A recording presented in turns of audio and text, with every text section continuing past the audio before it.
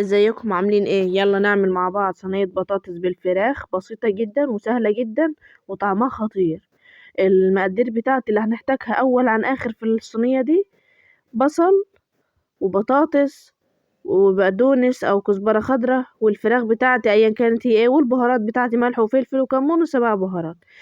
البصل انا مقطعاه شرايح، ممكن انت تقطعيه حتت صغيرة، هتقطعيه حسب التقطيع اللي تناسبك يعني، بس انا مقطعاه كده شرايح رفيعة عشان يستوي معايا ايه بسرعة، لان الفراخ ما بتاخدش سوا. في الصينية بتاعتي اللي هنعمل فيها الفراخ هنحط البصل، وعلى البصل هنحط البقدونس بتاعي، ممكن تستخدمي كزبرة، ممكن تستخدمي عود شبت مع الكزبرة بيدي نكهة حلوة، والبهارات بتاعتي ملح وفلفل وكمون. وهنبدأ ندعك ندعك ندعك بحيث البصل ينزل أكبر كمية مية أنا نعرف ننزلها.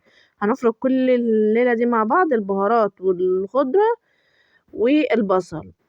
البهارات تاني ملح وفلفل وكمون وسبع بهارات. سبع بهارات زي ما اسمها يعني فيها سبع مكونات أو سبع أنواع توابل، فهتغنيني عن كل البهارات. بس انا هنا فرغت اهوت البصل بتاعي، هننزل بقى عليه بالفراخ. انا عامله الفخاد بتاعه الفراخ، انت ممكن تستخدمي صدور، ممكن تستخدمي وراك، ممكن تستخدمي فرخه كامله، انتي براحتك، انتي حره.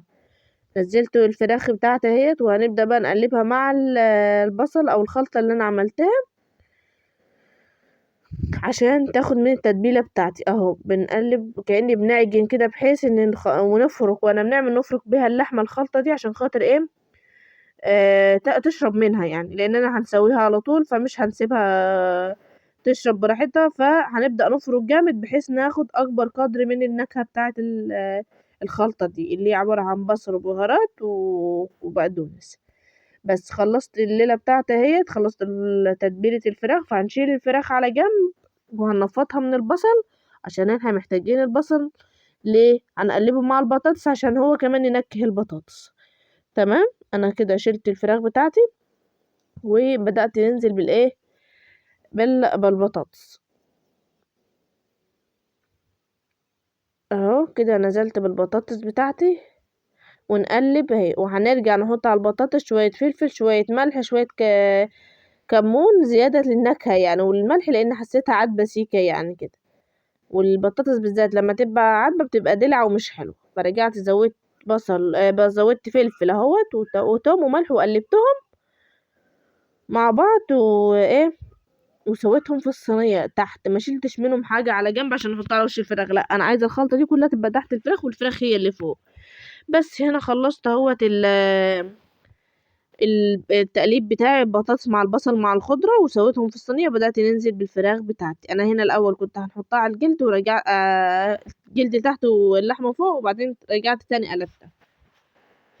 امتى تحط الجلد هو اللي تحت واللحمه هي اللي فوق؟ لما تكوني هتعملي فراخ بخلطه بصل، فتحط الجلد لتحت عشان لو ايه ما يلزقش في الصينيه. انا هنا رصيت الفراخ بتاعتي وهنبدا نسويها على النار، وبعد ما تستوي هندخلها الفرن تاخد لون تحت الشوايه، مش هنسويها ايه كامله في الفرن. انت عاوزه تسويها في الفرن سويها، عاوزه تسويها فوق على البوتاجاز سويها انت وراحتك. بتغطيها وتدخليها الفرن، ما بتزوديش عليها ميه ولا تزودي عليها زيت، لان هي بتنزل زيت وبتنزل الخضار بينزل ميته، فبتبقى فيها ميه كتير. بس هنسويها على البوتاجاز من فوق وهي متغطية على نار هادية عشان تبقى دايبة كده، وبعدين نشويها في الفرن. الفراخ بتاعتي طلعت اهي، بعد ما طلعت من الفرن سويتها على البوتاجاز من فوق مش في الفرن. بصوا الجمال، الشكل يغني عن الكلام يعني، شكلها تحفة وطعمها تحفة. شفتوا الزيت اللي فيها قد ايه؟ ما حطيتلهاش ولا نقطة زيت. جربيها بجد، طريقة سهلة وبسيطة ومش مكلفة ومش هتخسرك اي حاجة يعني. عايزة تضيفي طماطم ضيفي، عايزة تضيفي اي نوع خضار ضيفيه، انت وراحتك. جربيها وان شاء الله هتعجبك. باي باي.